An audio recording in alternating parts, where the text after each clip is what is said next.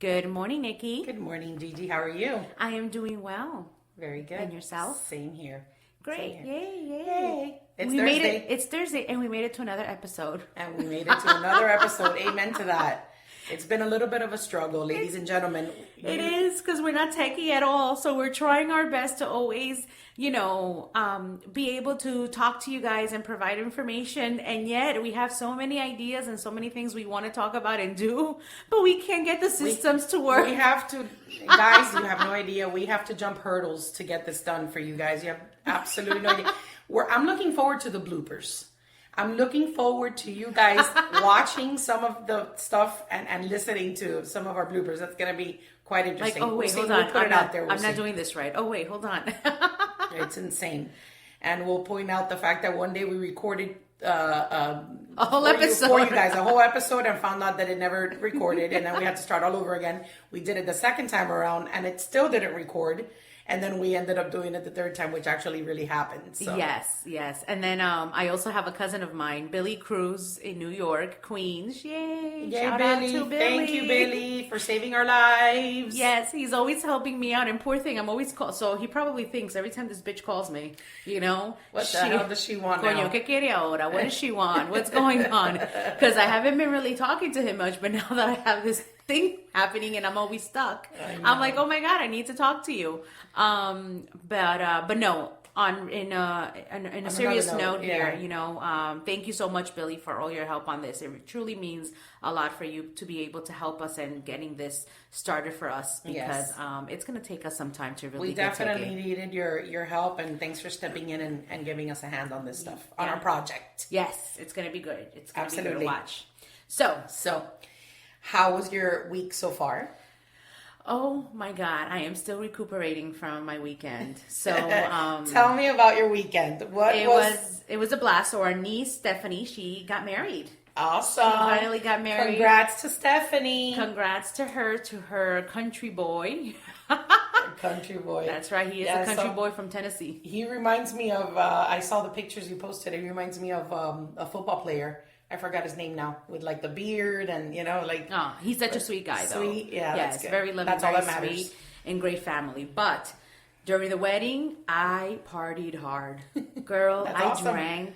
I was drinking. I was dancing. I think with everyone there.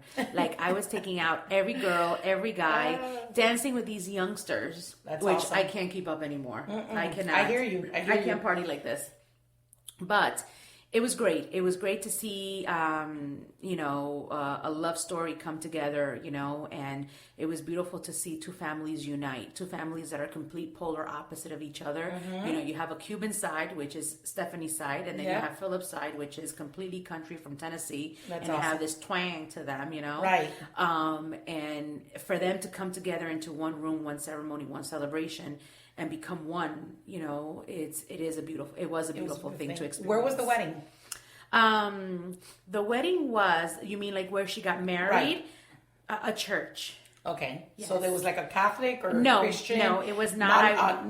I would say I mentioned? think it's a Methodist church, either Methodist or congregational, a congregational or non. What do you call that? Denomination. Non-denominational. As you can tell, guys, I don't really go to church a lot. Sorry, but it was a church. It was a church, and it was right across from the Biltmore. Oh my God, that's where I got married. At that little church, the Plymouth Congregational. Rocks. All rocks? The door, the black door in the front? Was it? It's a small church. Yeah. Yes. Plymouth Congregational. Yes. That's where I got married. That's where she got married. With my first husband. There you go. Oh my God. Well, in the Gables. Yes. I know. Across from the Biltmore. Literally across from the Biltmore. That's awesome. Small little church. I love that church. So it's beautiful. Yes. Beautiful. And it has the gardens on the side. Yes. Yeah. We took some lovely pictures with Penelope. It was nice. And like I said, to have two families unite in one, it was great. It was great awesome. to experience that. And then after that, of course, I just went bonkers because it's been a while since I And the reception was where? The reception was at Brisas on the bay. Okay. Right where the Marriott is in the Hilton. Okay. It was there. Good food, open bar, great drinks. Awesome. Girl, I was having shots the whole night. Have you ever heard of a buttery nipple? I have. It's a Like very interesting shot, but yes, I have. They're It very is sweet. So when the guy tells me, he was like, "You want a buttery nipple?" I was like, "Oh my god, what does this guy That know sounds about interesting. me? That sounds interesting. Hey, how do you know me? You want to butter my nipples, sir. What? No, I was all for it. Yeah, I I was know. like, I know. Hey. It's sir, not like in a bad way. It's sir in a like good way. It's like, sir, hello. I was all for it. I really was. Now going back, I'm standing on the bar, not on top of the bar, but like in front of the bar. Right. And we're asking for drinks. I had some tea tree or what is it? Green tea. Green tree. There you go. I had some cherry medicine flavor type of thing. I think I did some Jaeger bombs. I did tequila shots. Oh God. I was drinking wine. Oh I did God, beer. that's a recipe for disaster, Gigi. But it was great. Oh my God. The only thing that I needed at that night was to get laid. Oh God, That's it. That was the missing piece. That was the missing piece. And I was all of us were too tired. I was too exhausted. That is so funny. When Sergio and I got home, Sergio left me here with the baby and he went to take his mom home and he was just so out of it. By the time he comes home from dropping his mom at the house, I was just out. The next day I wasn't out functioning. for the count. Yeah. Non-functional, hungover. Listen, have you ever had or purchased blowfish? Ooh. Mm-hmm. Who's blowing who? Well, I wish someone was blowing, but blowfish is actually right on Amazon. Okay. And it's a hangover remedy. It's electrolytes. Okay. So the next day after drinking, you put the 2 tablets in 8 ounces of water or 16, whatever. Okay. And they have different flavors. They have like lemonade and a strawberry. Does it taste good? It tastes very good. And it's like drinking Pedialyte, but for adults. Okay. So it's very good. So now, of course, I drink it before I go drinking. If it's like a long night of partying, I drink one before and I drink one the morning after. Oh my God. And it's awesome. It's like Liquid IV.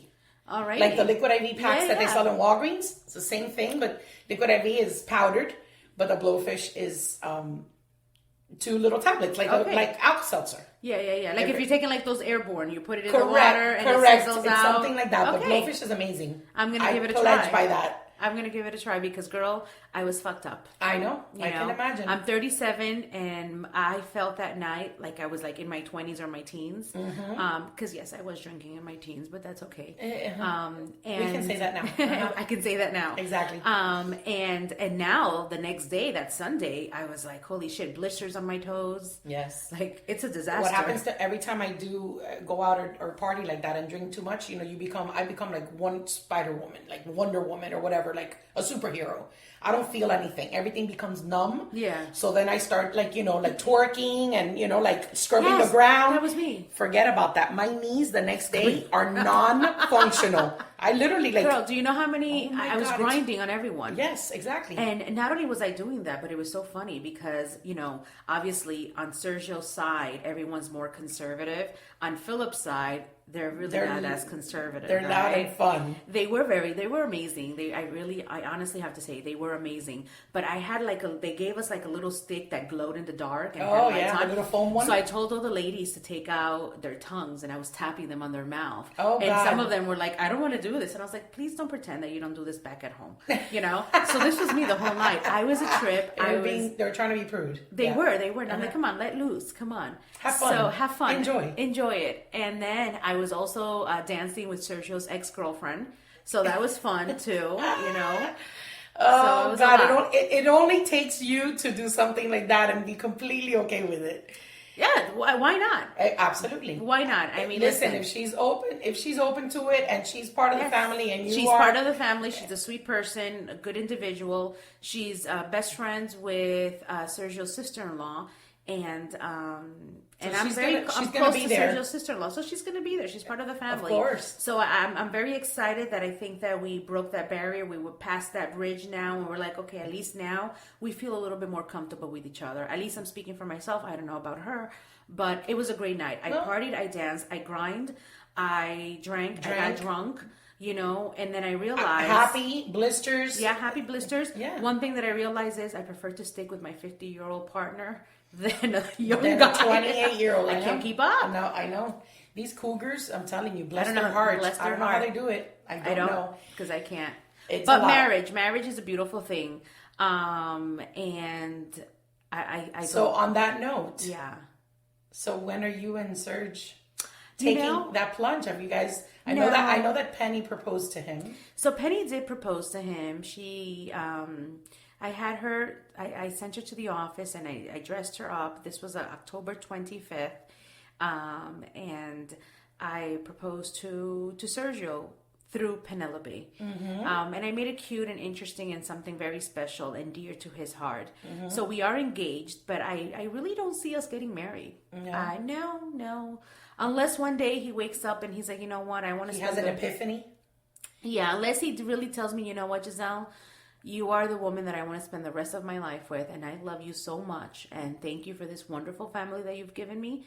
I don't really see us doing that. I see us more of, we live together, we have Penelope, we have a great relationship, and we keep it at that. I don't have a problem with marriage. He does, not me. Exactly. Yeah. I was just going to ask that question. Yeah. So I know that I kind of feel that it is important to you. Yeah, it is. It's important. And just from knowing Sergio, and I've known him, even though ironically we've talked about this before, that I've known him or should have known him for many, many years because we have common friends that have known each other for 20 plus years. Correct. I didn't know him before. So I kind of met him pretty much at the same time that I met you.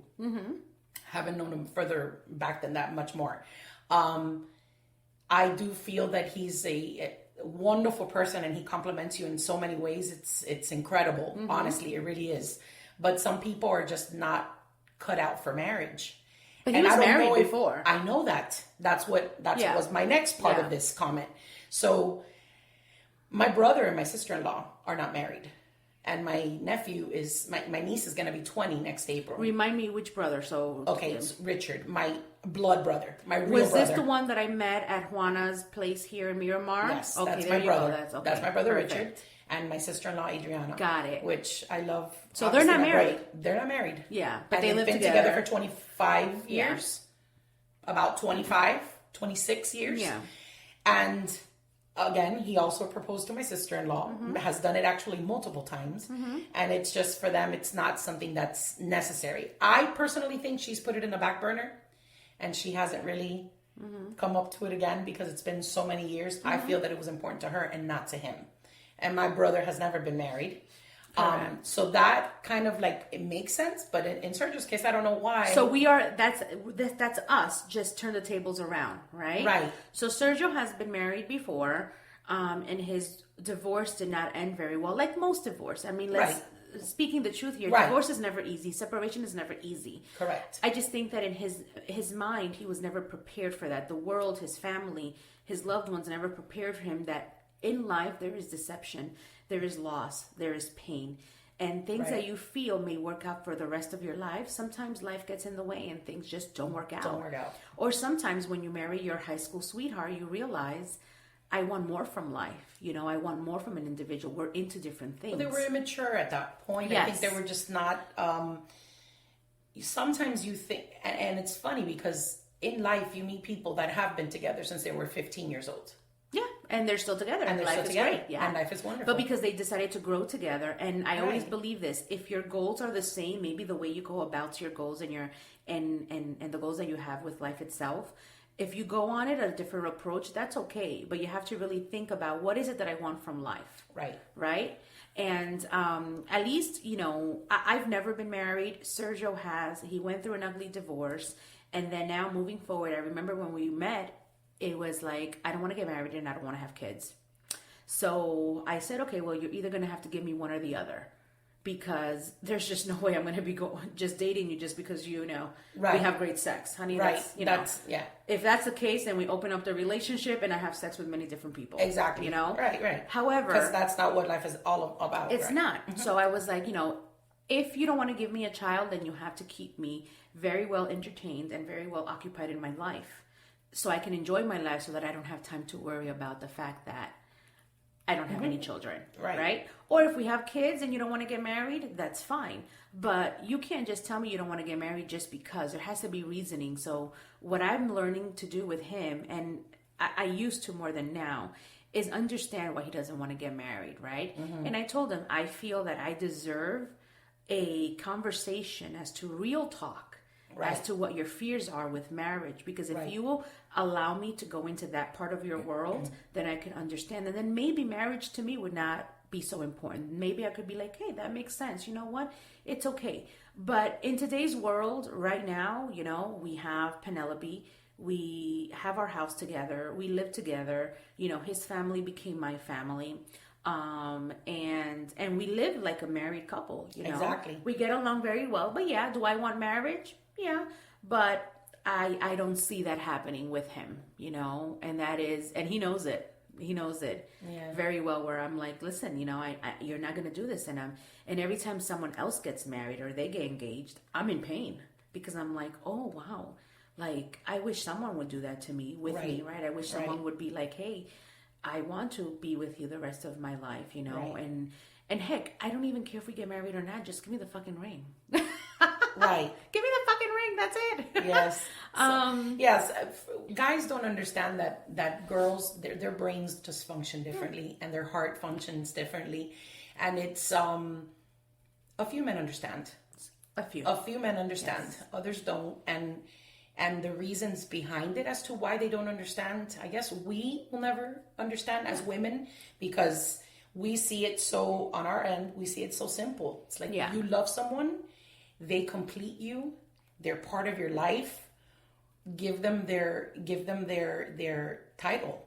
Of course. Give them their title. And at the end of the day, it's not so much about the actual wedding or the marriage part of it. It's everything else that comes with it. So it is that promise that you give to that person to say, you know what, forever, right? We're going to make it work out, because at the end of the day, it's easier to walk out of a relationship when you're not married, to say, well, fuck you, I'm packing up my bags and I am leaving. Right? Versus if you're married, now you're like, heck, this is my person. I promised God. I promised everyone. I promised him that this is, I'm going to be here. So let's figure, and there's the psychology behind it. Now, have I come to the conclusion that with him and I, there's not going to be any marriage? Yeah, I really have, you know, and he knows it. Like I tell him, I said, I don't see us getting married anymore. And if I say that, it means that, I've come to like a realization, like, you're not going to give me that, you know? But now we have to step up the game, right? Like, we need to do things differently to keep the relationship stronger and going. But you mentioned something very important, something in reference to giving me my place, right? As a woman, every woman wants to feel like she is on top of the world, that her husband, her partner makes her feel like she is the queen. There is nobody bigger and better than her, right? And that's exactly what I have mentioned to him. I said, you know, like, I want you to give me my place, you know, as your partner, as the mother of your child, you know, and that's it. So those are things. And even though something that's, and I'm sorry to cut you off, for it. You know, I do that sometimes. Sorry, guys. She's used to it. Gigi's used to it. She loves me like that. I think that they just don't, they will never understand how important that is. Yes. Yeah. And I just don't think that they, as the male part in the junction, they just don't understand how important that placement in, it's like a facade that we create as little girls, as when we're growing up. It's like we want that, you know, like, you created your fairy tale story. You create your fairy tale story. And if it doesn't entail a castle and a glass slipper, it's okay. Correct. There's nothing like my wrong fairy with that. tale story is, all I want to do is travel the world, right? And check. With my daughter, I got her. With my partner, I have him now. Yeah. Right? And even if we were like to say, okay, well, fine, we're going to get married, I don't even see me having a great big wedding. Like, it's going to be great, but it's going to be like, hey, a destinational wedding. We're all going because we're all going to make the best out of it. And if I want you to celebrate my day with me, we're going to do it with something that I love.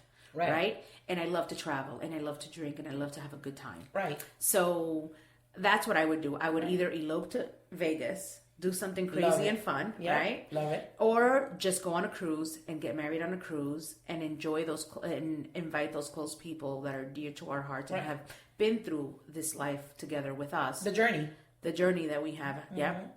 and invite them to spend this week with us, you know. Yeah, that's awesome. Yeah, that's my plan. Not a big wedding. I'm not going to spend 20,000, 30,000, not at all, because I rather spend all of that on traveling, and I rather spend it on Penelope, and there's other things that I rather spend it on. Yeah. Like myself, not everybody else. Absolutely. Yeah. I agree with that 100%. I mean, there's just obviously friends and acquaintances, people, even family that have spent so much money on weddings. If they're still together, that's a blessing. If they're not, that sucks. They've spent, 30 grand, 40, 50 grand, God knows how much money. And then some of them are divorced a year later.